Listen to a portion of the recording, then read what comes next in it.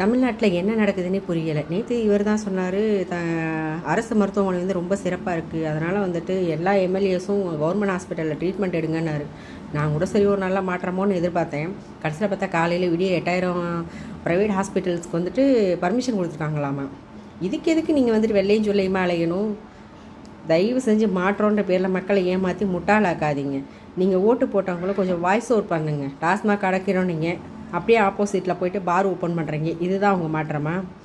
முதல்ல மக்களுக்கு என்ன தேவை, அவங்களுக்கு என்ன செய்யணுன்றதை உட்காந்து பேசி ஒவ்வொருத்தரும் முடிவு பண்ணுங்கள். அதை விட்டு புதுசாக ரீல்ஸ் விட்டுட்டு கதை விட்டுக்கிட்டு பொய்யா வதந்தி பரப்பி மக்களை ஏமாற்றி இன்னும் முட்டாளாக்க முயற்சி பண்ணாதீங்க.